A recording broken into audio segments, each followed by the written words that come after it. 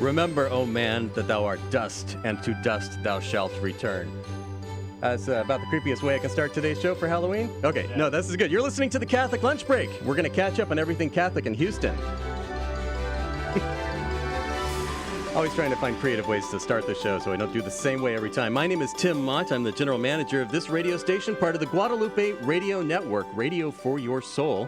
And this is Halloween, All Hallows Eve, where we get to celebrate one of the biggest feast days of the year. Well, the vigil anyway. But to do that, we've got Father Stephen Reynolds coming for our Smells and Bells segment a week early. You get two here in October. This is wonderful. So we're going to talk about how All Saints is celebrated liturgically. Also, coming up later on in the program, University of St. Thomas is here with a scholarship opportunity that you may want to take advantage of, so stick around to the end of the show for that. And we have our Parish of the Week today. Our Parish of the Week, St. Mary of the Purification in South Central Houston.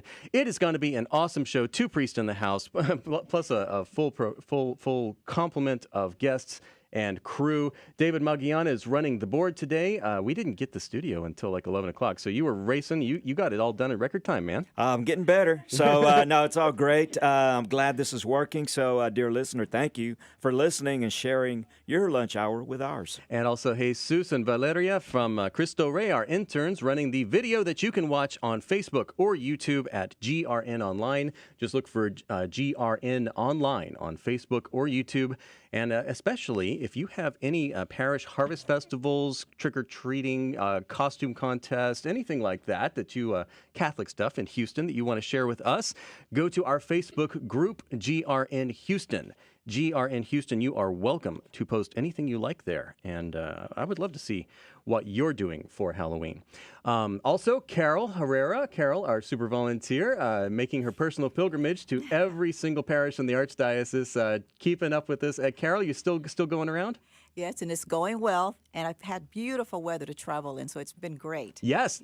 Oh, my word. This awesome weather for the World Series and everything. Yes, I mean, it's indoors, but still, great weather for the World Series. Double excitement. Where were you yesterday? Okay, this weekend I went to St. Catherine Drexel Catholic Church in Hempstead. Now, for those who don't know where Hempstead is, how far did you have to drive? Oh, my goodness. At least, well, let's just say I drove about 45 minutes. North 290, yes. North 290. Yes, to north, yes. I passed the outlet, I passed Buc-ee's, and I passed Prairie View University, so I was a ways, yes, definitely. You know, some people say they want us to have an FM signal because it would come in clearer, but the benefit of having an AM signal on AM 1430 is that it goes very far. We have a very wide footprint of our signal. And so with this wonderful archdiocese that's spread out all over greater Houston and beyond, we can reach most of it. Yes, you can. And I want to just say a shout out to Pastor Xavier, who did talk to me a little bit about the church yesterday. Currently, they're having Mass in the parish hall. They're raising money right now to build a new church there. So they're excited about that. And I will tell you, though, that it's a very humble church. Yesterday, Mass was packed yesterday.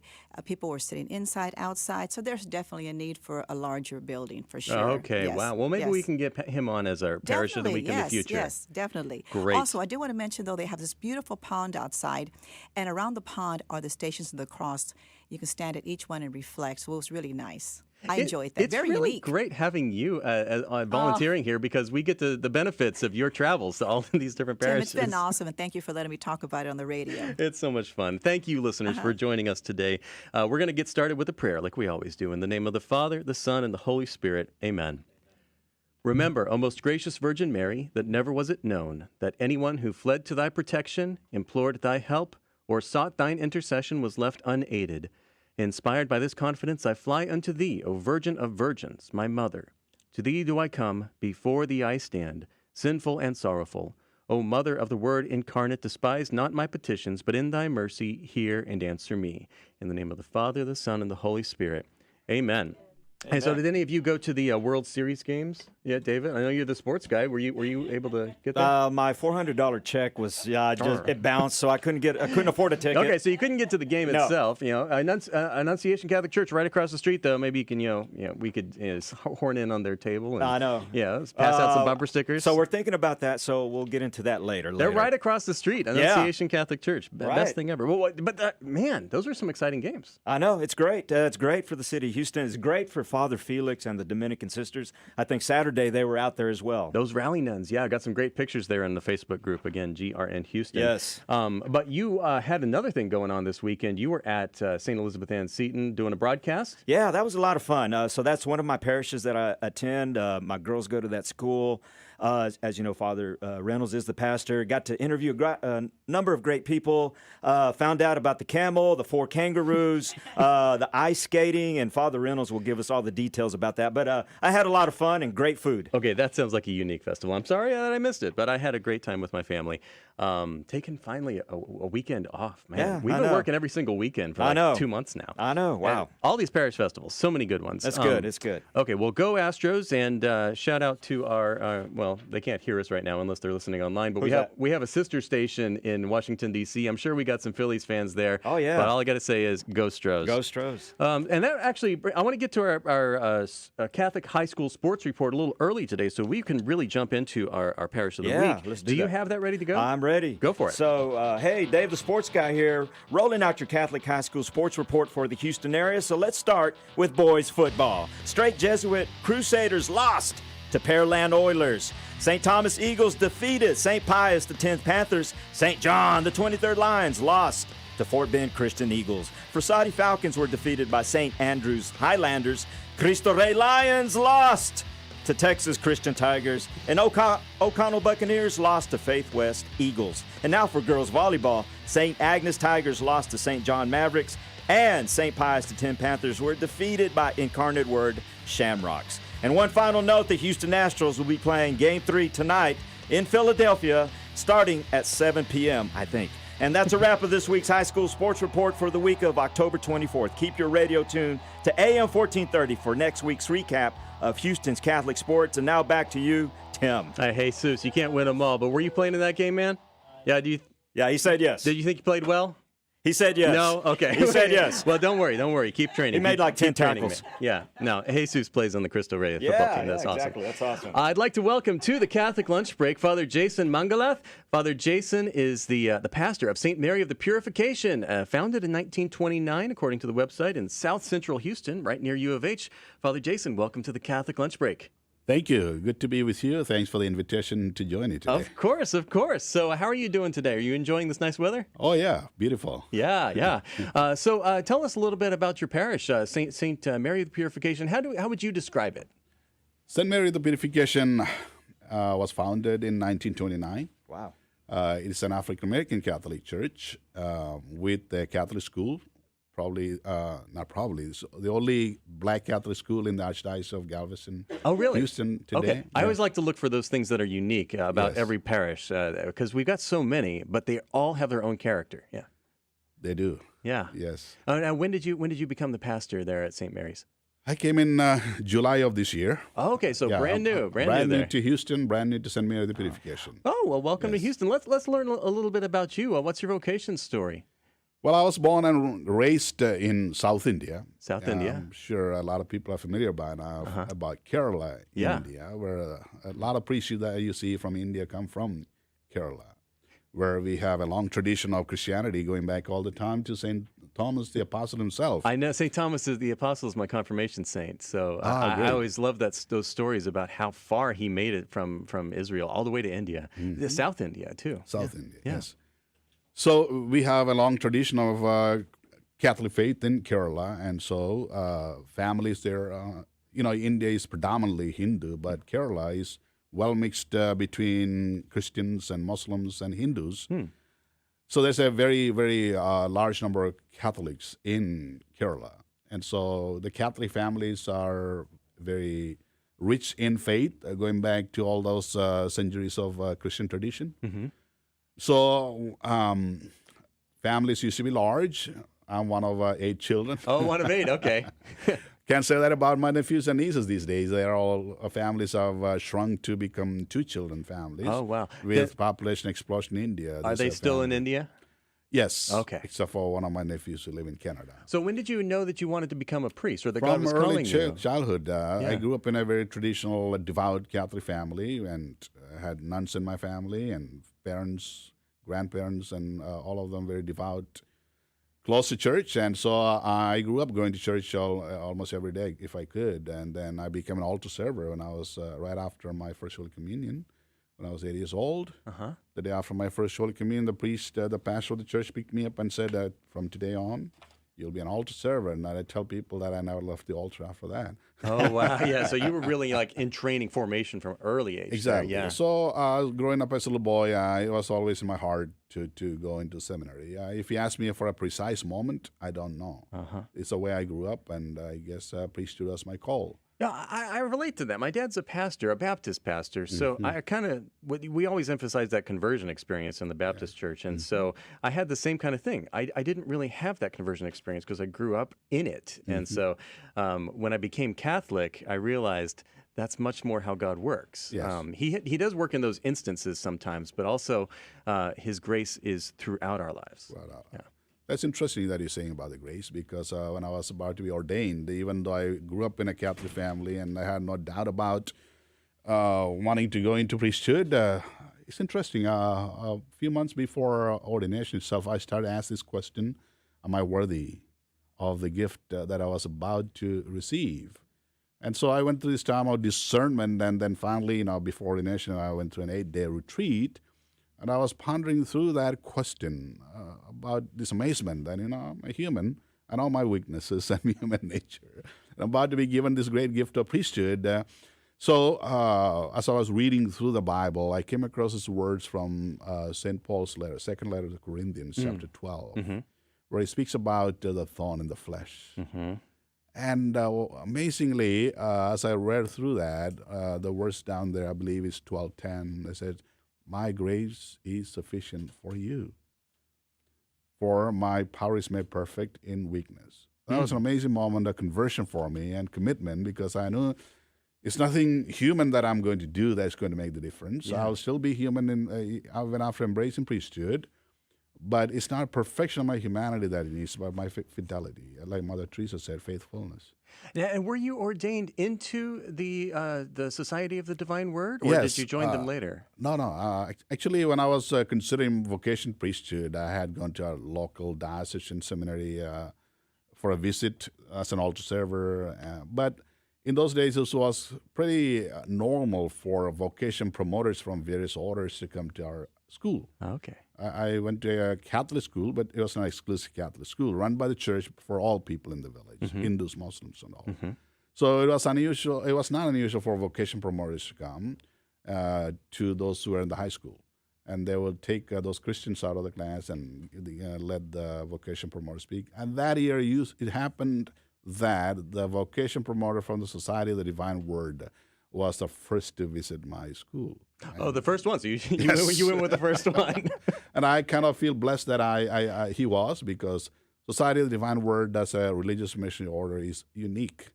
It's not limited by one place or a particular province like other religious orders. So I didn't join for a particular province. Society of the Divine Word was founded in 1875. So if you don't mind me speaking about it. Please do. Yeah. By St. Arnold Jansen, who was a priest in Germany who wanted to found a religious order of from Germany to send out missionaries, particularly to convert China. Yeah. That was his first vision. But he couldn't start in Germany because of the political situations of that time, so he moved over across the border to Holland, to a little village called Style, and that's where he founded Society of the Divine Word, named after Jesus Christ, the Word becoming flesh. Yeah. And so when he started, it was some people who knew him, including a bishop, said, you are either a fool or a saint, because they knew that how difficult it was, and he had no means to do it. As it turned out, eventually he was a saint. Yeah. And so Society of the Divine Word, our vision is to preach the Word of God wherever it is not preached or it is insufficiently preached. Okay. So we are called frontier missionaries. So we go wherever the need is for the word of God to be preached in whichever way and form it is. So our charism follows the need. That's interesting because how did you end up in South Central Houston then? Because you'd think being here, kind of in the Bible Belt, Good question. you'd think Ask that the me gospel how I is ended here. up in the United States Right, as a missionary right, yeah. priest. Now I know that Yes. that the United States is kind of a mission field now. It was far Yeah. from my dream to be in the United States. So when I was in the seminary, my vision was like Papua New Guinea or going to African countries like Congo, which used to be Zaire at that time. Right. But as it turned out to be, that's not where I was to go. Political things turned rough in Zaire, where I was supposed to go as a seminarian to do my theology and do some cross-cultural immersion, Yeah. all that. So I can go. So I continued with theology in India. And then as I was about to be ordained a priest, there was an invitation from our southern province in the United States asking some of ours being ordained to be sent here. And we asked the question, what is a mission? That's how when I came to understand the amazing work the Society of Divine Word has done in the southern United States or in the church in the United States, in the African American community. And so we are predominantly missionaries engaged in African American Catholic communities here in southern United States and throughout the United States. Because when we started working in the 1890s here, you understand the racism and Yes. the division that Yes. existed and how discriminated the black people were against. So in those days, they couldn't go to church and feel respected. They had to be the last one to receive communion or sit in the back of the church, and they didn't have a respectful place to go.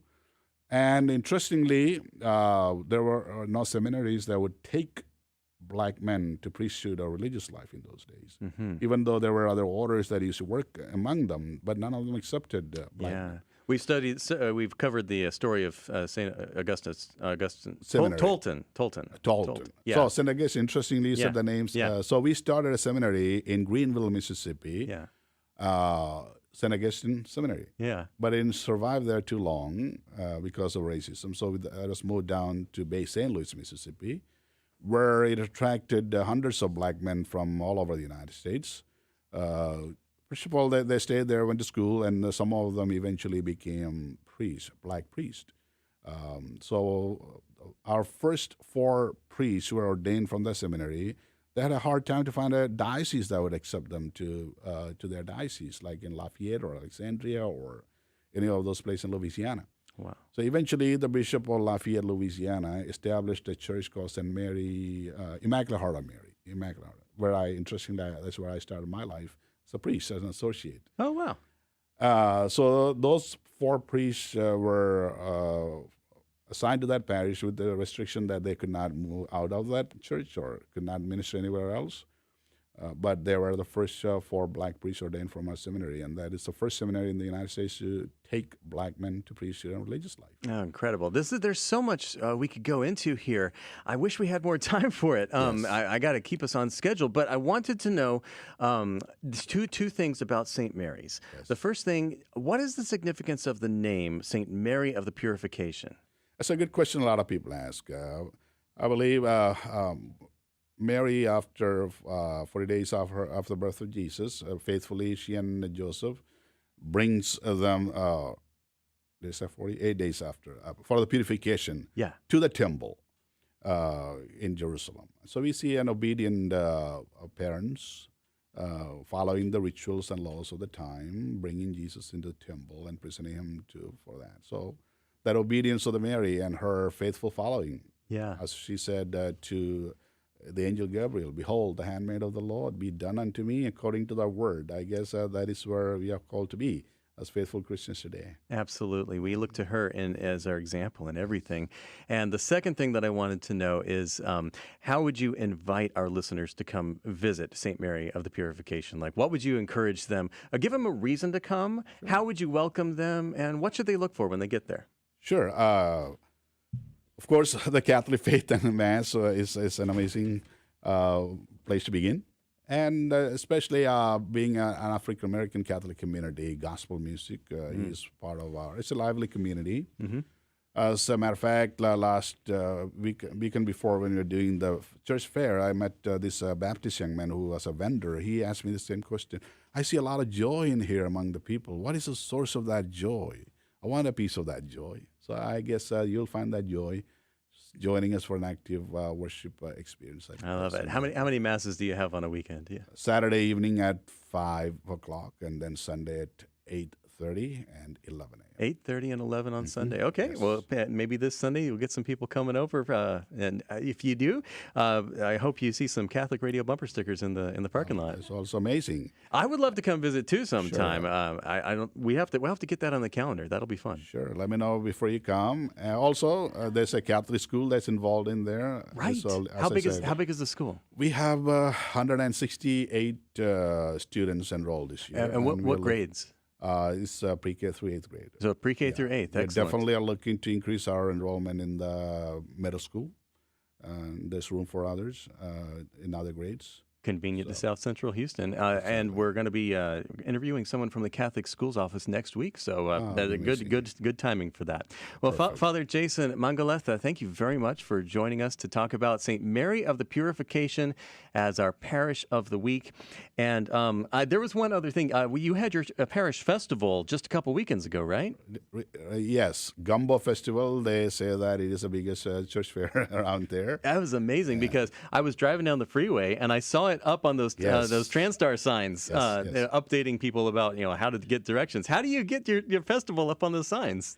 I guess the leadership is very, very influential. Good. They're so great that I don't even need to worry about it, and that's one of the first things they told me. It's excellent to have a good team. Yes. Have a great team, and we need more Catholic presence in the public square, just like that. Well, thank you very much, and I do hope to be talking to you again. It sounds like we've got a lot of great stories we can dive into for a long time. I'll be happy to come back and talk more about Society of the Divine Word one day. Yes, let's do it. Let's do it.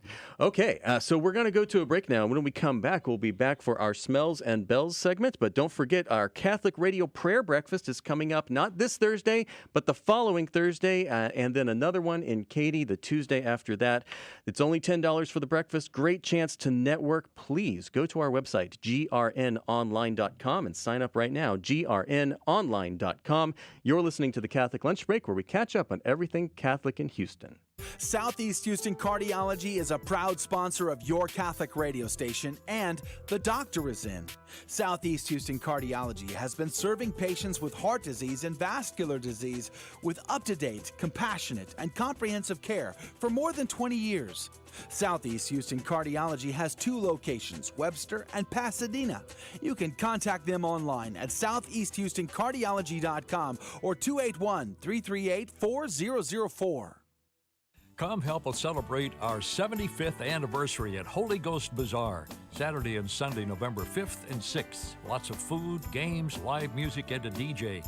There's bingo, lotteria, a silent auction, and a grand raffle ticket could win you a 2022 Nissan Versa. The Holy Ghost Bazaar has been one of Southwest Houston's most famous festivals for years. Come join us November 5th and 6th at the corner of Chimney Rock and Bel Air.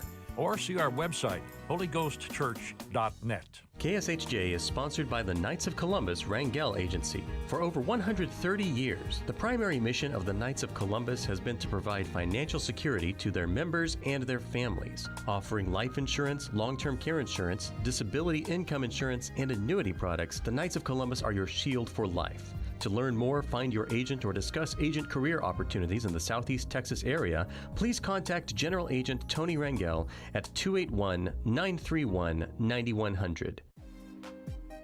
Do you like to start your day with food, fellowship, prayer, and a side of inspiration?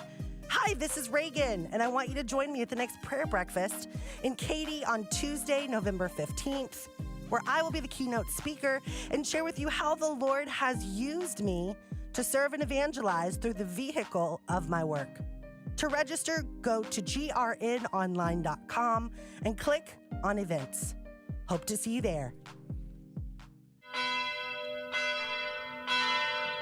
The bells! It's time for our Smells and Bells segment on the liturgy, where we bring in one of our local priests, Father Stephen Reynolds, pastor of St. Elizabeth Ann Seton Catholic Church in Northwest Houston, to tell you about how we celebrate the liturgy, especially here in our Archdiocese of Galveston, Houston. And of course, today being Halloween, the eve of All Saints' Day, which is a holy day of obligation, by the way, you got to be very careful venturing online. because just like April Fool's Day, don't believe everything you read online. But this morning, I started scrolling through Facebook, and I was like, okay, here's a post of someone saying, oh yeah, Halloween. That's a horrible, evil thing. You should not have anything to do with it. And then the next one was someone saying, Halloween, this is great. We're going to have a church festival here. And then another one saying, oh, Halloween, this was a long historical Catholic feast, and it's a very holy time. And so we don't know what to make of it. We don't know what to make of it. But Father Reynolds is going to set us straight. So Father Reynolds, welcome back to the Catholic Lunch Break. It's great to be here. Thanks for having me. So, what is your hot take on Halloween? How is what's the? Well, before we get into that, and we will, I think it's good to just relax a little bit and explore maybe the unusual connections that arise from the month of November that are rooted in the liturgy, and one of them is connected to the world's favorite breakfast beverage, coffee. There's a connection between your cappuccino and All Souls Day. Now, you know, cappuccino is a mixture of espresso and frothed milk. And it takes its name from the Capuchin friars because they have, unlike the other Franciscans, they have a little hood on their habit, which is a brown color. And that hood is called a cappuccio. And so they're called the cappuccini, the little hood wearers. And because whatever barista a couple centuries ago in Italy decided that that morning concoction of frothed milk and espresso coffee looked like the Capuchin habit, the same color as a Capuchin habit, they called it a cappuccino. And the connection with all someone's a great marketer there. Yeah. And who knows, it could have been the Capuchins who invented the whole thing just as a kind of vocational tool. Who knows? Nice. But it's a nice little bit of Catholic trivia, but it's connected to All Souls Day, which we'll celebrate, on November the 2nd, just a couple days away, part of that tandem of All Saints and All Souls that mark the whole month of November as a time to reflect upon our mortality and also what awaits after death. It's connected to All Souls because about 500 years ago, a Capuchin priest, who was actually the brother of the Pope, and he himself, this priest, was a cardinal. They're both from a princely and noble family in Rome, founded and built a new Capuchin monastery in Rome. And they transferred all of the deceased members of their order, the remains from their previous monastery, to the crypt, where they could be entombed in the crypt of this new monastery. But instead of burying them in the ground, they took all the bones and decorated the chapels of the crypt with the human bones. Oh, I think I've seen that. And there are over 4,000 Capuchin brothers whose bones decorate these chapels, piles of skulls and femurs and all sorts of different collections. But they didn't do that to be creepy, though. They didn't do it to be creepy. In fact, it was not even open to the public. It was for the benefit of the monks themselves. It was only in the 19th century they began to open it for pilgrims to visit, and only for the first 7 or 8 days of November, following All Saints and All Souls Day. In fact, Mark Twain writes about it in one of his books, so does Nathaniel Hawthorne.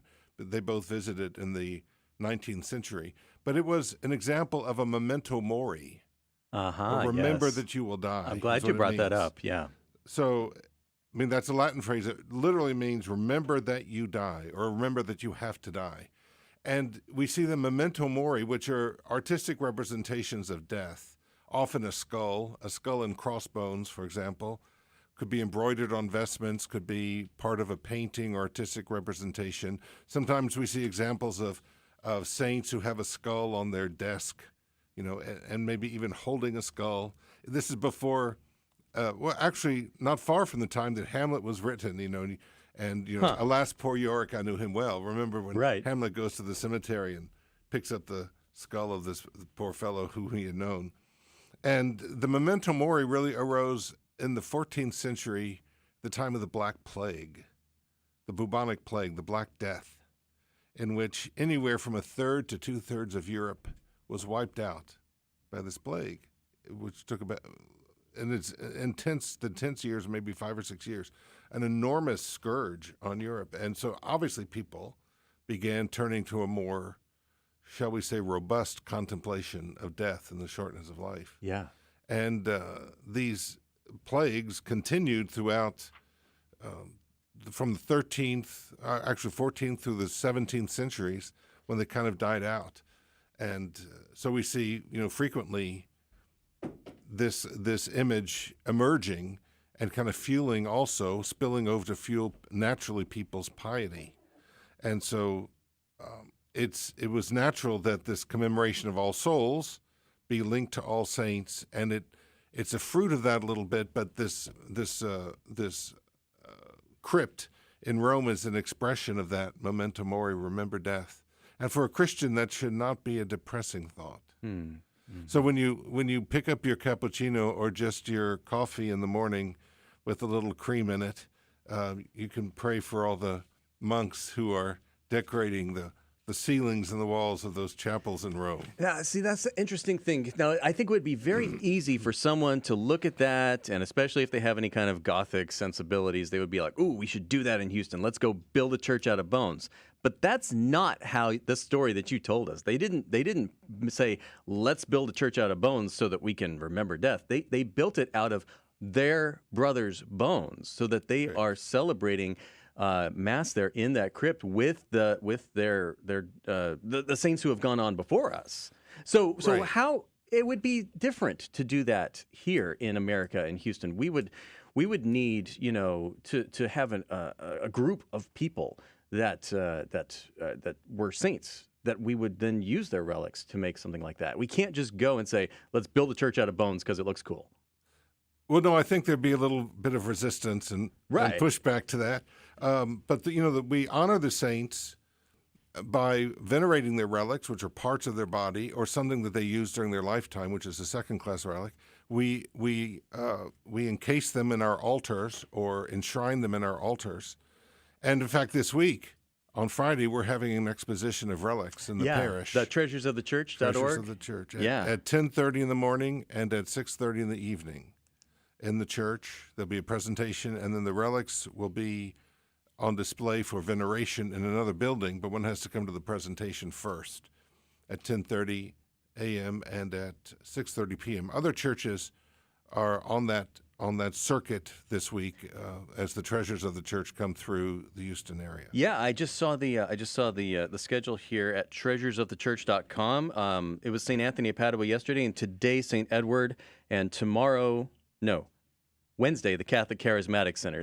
When were they coming? Friday. Friday to St. Elizabeth Ann Seton. So, yeah, they're going to be here in Houston visiting a bunch of churches all the way through November 12th. So go check out that schedule there, and you'll see the St. Elizabeth Ann Seton one as well. treasuresofthechurch.com. Okay, so that's relics and saints. Let's talk a little bit more about All Saints' Day, which is tomorrow. Please do. Holy Day of Obligation, obviously. What does that mean? Holy Day of Obligation? Which We've got all kinds of listeners. Some which people means just aren't even Catholic. It's a day that we treat as a Sunday. Uh-huh. A day in which the church invites us to go to Mass. There's an obligation to be at Mass on holy days. We don't have very many holy days, but it's one of those in the church year that we observe because it brings to the fore our vocation to a holy life, that we're called to be saints. We're not called to be just good people. In fact, as one friend of mine once said, only saints go to heaven. That's true. And that's true. You can't go to heaven without being a saint. That's right. Good people go to purgatory. Saints go to heaven. That's right. We will all be saints eventually. So the more work you do now, the faster your purgatory is going to be. We hope so. Hope so. Yes. So All Saints. How did All Saints come to be? Well, most people think All Saints as a liturgical feast day began in the 7th century when Pope Boniface dedicated the Pantheon, which is an ancient Roman temple that had been given to the popes. And people will recognize it as a round temple with a large dome. Mm-hmm. And the Pantheon was given to the Pope, and it was rededicated as a church to Mary and all the saints, Mary and the martyrs.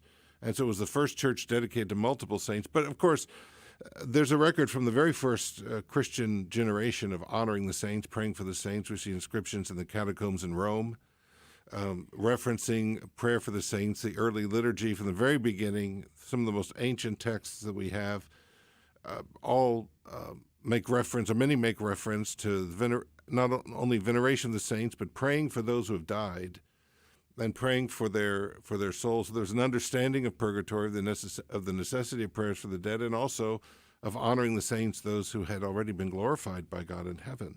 And of course, this became a liturgical feast day sometime later, I think in the 8th century, that was present throughout the whole Western Church. So it's been 1,300 years that we've had this liturgical feast day, pretty long time. Has it always been on? And this arose a couple centuries later through the influence of various monastic communities to establish a day of universal prayer for those who have died, All Souls Day. So if All Saints, All Souls, which are preceded, of course, by this evening's observance of Halloween. Right. Now, before we get into the Halloween of All Hallows Tide, I want to ask, like, why would a feast like the Ascension be transferred to a Sunday when it's normally on a Thursday, but All Saints is on November 1st and not transferred to a Sunday? Now, you're asking me how the sausage is made. Yeah, I don't know. How is the sausage made? I'm not so Maybe sure. I don't want to know. I'm not so sure. I'm not so sure. So I don't have a good answer for that. Okay. In my opinion, I think the Ascension should be celebrated on the Thursday. Right, because it's 40 days. The number 40 is a significant biblical span of time, and it's good to observe it. But I mean, it's fine. Obviously, the church has permitted that we celebrate it on a Sunday, and it's good that mystery be recalled for those who don't go to Holy Day masses for whatever reason. But I don't know the answer to that. Okay. So I've got two directions that I could go here with Halloween the night before All Saints Day. So the first direction that I'm thinking of, and you tell me if you want to go this way, it has become a cultural mashup of chaos in our no one knows what to think about Halloween. You've got some people who treat it as secular party time. It's just candy and costumes and fun. You've got some people that treat it as, no, we have to avoid that and treat it as completely holy. Let's ignore all the demon stuff and only celebrate All Saints. And you've got some people that even go as far as making it a celebration of evil and debauchery. And we have to avoid that, of course, at all costs. But that's one way. It's just kind of this mashup. How does the church view that? The second way we could go is, how is it celebrated liturgically? Okay, liturgically it's not celebrated at all. There you go. There's no such thing as Halloween. We celebrate the Vigil of All Saints, which starts tonight, and the Mass is tonight in the parish, and then every parish will be for All Saints Day. The vigil is in anticipation of the feast day. The other question is a very interesting one, and I think it's good to think about how the secular culture celebrates Christmas and Easter. Now, is there anything more ridiculous for a Christian believer than the Easter bunny? Anything more ridiculous? Is there anything I'd have to stretch to find something more ridiculous. We have to admit that's pretty ridiculous. Easter eggs are a symbol. The eggs are a symbol of the resurrection. It's a very ancient custom to look at the egg and especially to decorate the eggs beautifully, which is a big tradition in the East. The egg is a representation of new life, and it's a representation of the resurrection in the popular Christian imagination. But the Easter bunny, really, and Rudolph the Red-Nosed Reindeer, this embodies Christmas, the whole mystery of the incarnation. That's just a story. Yeah, I know, but still, it's just so many people have the Rudolph. When I was a kid, we loved the stop animation. Movie. It's a fun show. It's a charming story. But to see that as kind of the heart of Christmas, I mean, really, it's absurd. I have a theory. In America, we don't talk about religion and politics and polite culture, and so we do talk about all the silly stuff that goes along with these religious celebrations. And so it kind of gradually displaces the religious stuff, and we end up with the silliness. Well, I suspect there's more to it than that. Okay, but that's an element. So. What about Halloween? Well, obviously, it's the name itself is a contraction of the English All Hallows Eve. Hallow meaning holy, like Our Father who art in heaven, hallowed be thy name. So it's another Old English expression meaning holy. So All Hallows Eve is the eve of all hallows, of all holiness, of all saints.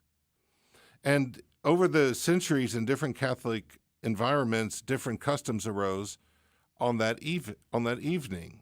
And they all became a mishmash when those people immigrated from these different societies of the United States. For example, in France, it was a custom in the Middle Ages to dress up in costume, some of the saints and some of ghosts and ghouls and even demons And and that's an image of death. That's kind of connected to the liturgical occasion It's for absolutely it. connected. Because we're talking about the dead. We're talking couple about things. supernatural. First of all, you Yeah. have the images of the saints, we're calling the saints, but also you have the memento mori again. Yes. So someone dressing up as, a Skeletor or something is a reminder that death is part of life. That fits, yeah. And that now the ghoulishness has no part, and the evil kind of violent approach to Halloween imagery has no part really in the Christian observance. But I think we have to use the Christian imagination to say also when, kids would dress up as little demonic imps or witches or whatnot with big warts on their noses, this was a way of ridiculing these evil forces, making fun of them, and Yeah. also to demonstrate that through the resurrection, these evil figures have no power over the Christian unless we give it to them. Right. But they have no power over us. They've been defeated. And what is a better way of mocking someone or showing defeat than mocking somebody? So I don't think that – I think it's great if kids want to dress up as saints. I think it's also great if they want to dress up in some other way, whatever their parents indicate. The parents have got to guide their children on this point, but I don't think there's anything to be afraid of. You think it's okay to just take it and make it a completely non-religious, dress up as a superhero and ask for candy? Well, if we observe it, it's never going to be non-religious. I mean, I don't think that should be part of the mix. Well, maybe the non-religious on October 31st, and then we go to church on Sunday, on a Tuesday. But I don't think dressing up as Superman is necessarily a non-religious exercise. I think that can be incorporated into the Catholic imagination. Ah, okay. To say more about that, that's interesting. Well, who are the real supermen and women? Well, they're the saints, right? And so one can use these images and draw some Christian reference from them. And so this was a French tradition to dress up in that way. The Irish also had a tradition of carving turnips into different shapes to represent these different figures, like these big old on turnips, Hallows Eve. And that kind of translated in this country with pumpkins. There are no pumpkins in Ireland. Native, it's something from this country. But pumpkins they're just so good for carving. They are. And then the English had the tradition of going door to door. Kids would go door to door asking for soul cakes or for treats on All Hallows Eve in exchange for praying for the members of the family who had died. That's always an interesting thing that I'm still wrapping my head around as a convert is the people that would, like nobles, that would set up a monastery so that those monks would pray for that person's soul when they die. That's right. This is like the poor man's way of doing it, like going around begging for prayers, right?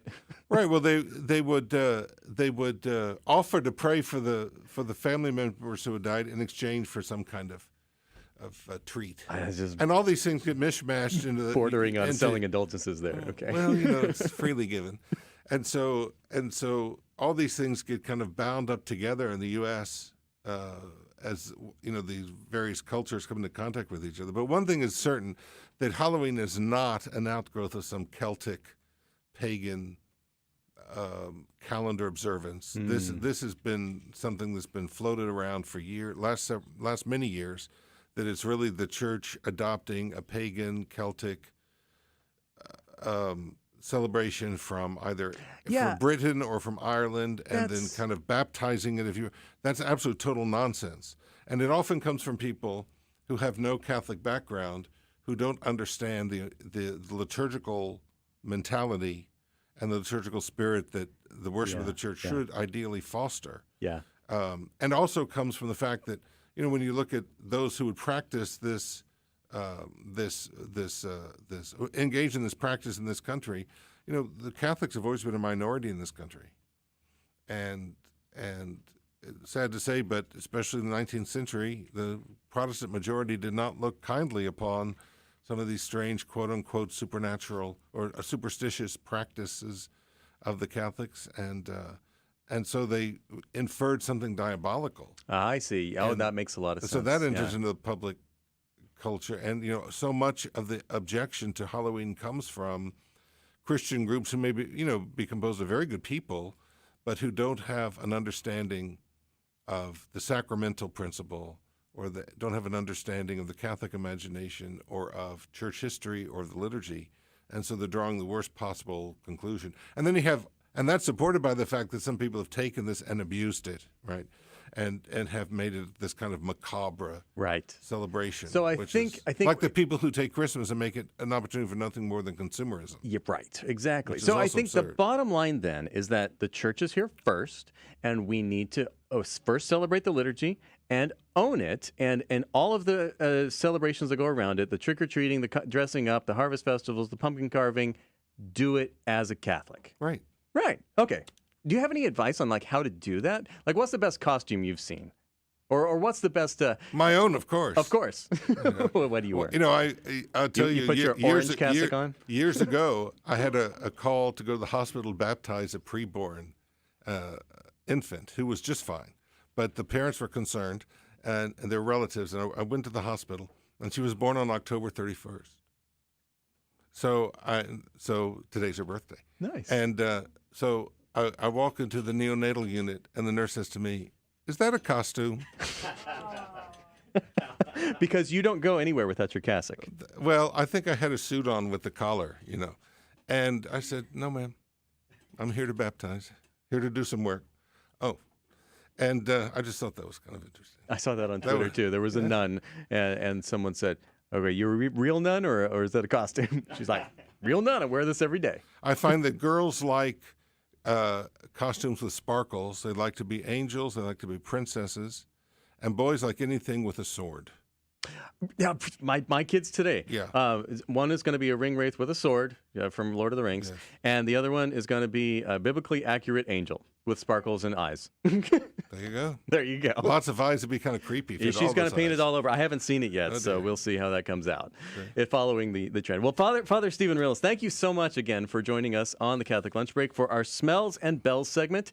We're going to have to do this again. I believe you're skipping November, though, because this is your November one. But December, you're going to have some good Christmas stuff for us? I'm looking forward to it. Oh, excellent. Thank you so much. So we're going to take a quick break, and when we come back, we're going to be talking to the University of St. Thomas about the Hometown Heroes new scholarship opportunity and the Rising Stars program. You're listening to the Catholic Lunch Break on AM 1430. Have you heard of the play Right Angles that was written by Father Nicholas Devine and will be playing in December at UST? Hi, my name is Eric Domare, the artistic director of Apprentice Productions Theater Company, and I want to invite you to meet the cast of the world premiere of Right Angles, a Polish-American Christmas comedy, at our Sips and Scripts event on Thursday, November 10th at the Holy Name Passionist Retreat Center. For more information, go to apprenticeproductions.com. Come and meet the cast and have a great time. Hi, I'm Joel Matthews, business owner and partner with TRO CPA. I'm a proud sponsor of this Guadalupe Radio Network station, and I think you should be too. As Catholics, I believe we should put our money where our faith is. And as a CPA, I help small business owners make wise decisions about their money every day. You can find out more about what I do and why I sponsor KSHJ by going to my website, trocpa.com. That's trocpa.com. Come and experience the presence of saints like never before. More than 150 relics will visit the Archdiocese of Galveston, Houston as part of the Treasures of the Church exhibit October 30th through November 12th. 13 parishes will host these first-class relics, offering Catholics a special chance to see, touch, and learn more about the relics, some 2,000 years old. These relics include those of St. Philip the Apostle, John the Baptist, and Mary's Bell. For more information, go to archgh.org. Are you ready for some charity golf? What a way to start the Thanksgiving season and show gratitude for all our blessings this year. You are invited to play or be a sponsor at this event. The annual golf tournament is the main fundraiser for the Acts Ministry at Epiphany Catholic Community in Katy and is scheduled for 8 a.m. on November 21st at Willow Fork Country Club. The deadline for registration is coming up fast, Monday, November 11th. For more information and to register, go to epiphanycatholic.org/Epiphany Golf Tournament. You're listening to the Catholic Lunch Break, where we catch up on everything Catholic in Houston. The Catholic Radio Networking Prayer Breakfast is coming up not this Thursday, but the following Thursday in the Heights, and the Tuesday after that in Katy. So get your breakfast signed up right now. You can also get a business sponsorship and learn more about that at grnonline.com/Houston Houston Breakfast. Right now, I'd like to welcome to the Catholic Lunch Break Linda McKendry and Dan Garcia from the University of St. Thomas. Linda and Dan, welcome to the Catholic Lunch Break. Thank you. It's a pleasure to be here. Yes. Thank you for having us. So, Claudia Deschamps gave me a great heads up on this new scholarship opportunity that I was like, okay, our listeners need to be aware of this. It's called Hometown Heroes. So, Linda, you're in charge of scholarships and financial aid at UST. Can you tell us a little more about Hometown Heroes and what this is? Absolutely. We see a lot of scholarships that are merit-based or, are need-based, and we wanted to create something a little differently. At the university, we are seeking creative, motivated, service-oriented students. And so we created the Hometown Heroes Scholarship Program for somebody who's service-minded. And to apply, they will write a kind of a business plan where they tell us what problem they see in their local community, and they have a plan to solve it. And they'll give us those details, and we will have a committee that will choose a project, and we will do that service project at UST. Wow, that is an excellent idea for selecting people who are really kind of geared towards making a difference. The ones who are seeing the problems. Also, it sounds like you might be trying to inspire some people to look for some problems and fix them, right? Sure, that would be fine. We know that there are a lot of different problems in different neighborhoods and areas of Houston, and so anything we can do to help students think about those things and help them make a change. That's what we're really interested in. Okay, so can you give me an example of something? I mean, we don't want to limit it, but we got to give some people a spark to start with. Is there maybe a religious kind of project that they could do for their church or something? That's certainly possible if there's something that the church needs.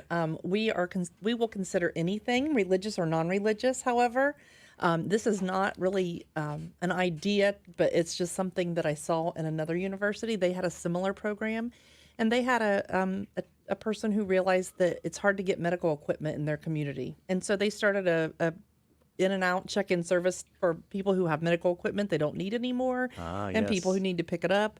So that's very much something that we would include in our ministry, although it's not related to the church specifically. Well, it kind of is. That's the corporal acts of mercy right there. So that's excellent. And what ages are these scholarships available for? Right now, this is the first year of the scholarship, and we're opening it up to HISD seniors. Okay. So seniors in high school right now are starting to apply for colleges and look at these opportunities. So if they apply to the University of St. Thomas, they can also apply to be a hometown hero. Okay, so this is for anyone who's applying to University of St. Thomas. Now, how are they going to go about this? How are you getting the word out to HISD? Well, that's where I step in. I currently work with the initiative of going out and spreading the word to all of HISD about UST and the Hometown Heroes and other programs that are available to these students, so that there is an opportunity for them to come to the University of St. Thomas and get a high-quality education at zero or no debt. Right, because this is full ride tuition. This will be a full ride. Yeah, okay, wow. And so what we're looking is to graduate these students from our own backyard, from UST in 4 years, come out of college without any debt, and to start working in our community, to help other students reach out. And so it's a cycle where we get these students that need the help, and they turn around and help out in the community when they graduate. So have you had much response yet? When did you announce this? This is very new. So the application just became available this month, and we just started admitting students for next fall this month. Wow, okay. So Dan is talking with students, and he knows that there's a lot of interest, but we don't have applications just yet. We wouldn't expect that. Sure. Because the application will take a little time to put together. And this is a little more involved than just writing an essay. This is, like you said, a business plan that you're really looking to make a real difference in a community here. How many of these scholarships are you going to be giving out? Well, we are giving away at least one full tuition scholarship, and we may actually do more. Okay. Because it's the first year, we don't have any idea what to expect in terms of applications and projects. So we're going to work on that throughout the year. I think it would be wonderful if we had more than one, but time will tell. Yeah, well, it would be amazing to have some of our Catholic radio listeners who are HISD seniors to take advantage of this and really make a great Catholic showing at getting a chance at a full ride to UST. Are there any other awards, like maybe a less than a full ride, that runners up or anything like that? Yes, we do plan to have some runners up, and they will receive an additional scholarship. And we know that a lot of students that may live in the communities that need help may also qualify for our St. Thomas Promise program. And that is a program that we have for any student in Texas. If they have a 3.4 high school GPA and a family income less than $40,000, we will give them free tuition under our St. Thomas Promise program. Okay, so even if they don't get this one, there are still other options that they can if they apply for this, you'll let them know kinda Exactly. how that So works. it's likely that, if they don't qualify for one program, they may fall under the other. Now, if they contact you about this and they're like, well, I don't really know how to write a business plan, but I see a problem I'd like to solve, are you going to give them any guidance on how to do that? Yeah, on the application, we give them some pretty specific instructions about what to include, the problem, how they want to solve it. We ask them if they've talked to any community leaders, if they have any resources already to help them with that problem. We really just want to make sure they've given the problem and the solution some thought. So I expect that we will get all kinds of applications and documents, and maybe we can tell them a little more in the future. But this is so new. We are just really looking to see how creative and see what they give us. Wow. And Dan, when you're talking with students in the HISD, the seniors, what do you find inspiring about the students that are up and coming? These students that we're reaching out to, they have a lot of drive. They have the want to go to college and extend their education. A lot of the students in these schools, they're first generation families, which means they're the first in their entire family to go to college, and so they have this drive. They want to be the first, and we're here to provide the means for them to accomplish that. So, wow. So this is a chance at a full ride scholarship, no debt, to University of St. Thomas, Houston's Catholic University. The applications, according to my notes here, are going to be accepted till the middle of January. So you want to get on that right now. Don't let the holidays get in the way and try to do it last minute. It's solving a problem in your community, and UST is actually going to be providing tools to help do that too, right? So the winner will get some tools to help solve that problem. Well, Linda and Dan, thank you very much for joining us. It's the Hometown Heroes program, Hometown Heroes Scholarship at the University of St. Thomas. Can they just go to the website and search for it there? Yes, sttom.edu/hometownheroes. Oh, there you go, sttom.edu/hometownheroes. And I also linked it up on our Facebook group, GRN Houston, so go there and you can find it as well. Thank you very much. Again, we had an awesome show today, and I want to see your costumes, your church celebrations. If you're doing anything special for All Saints tomorrow or having a party tonight, post a picture in our Facebook group, GRN Houston, while you look for that St. Thomas link there. My name is Tim Mott. We'll be back next week for another Catholic lunch break. And until then, stay Catholic, Houston, and may God richly bless you.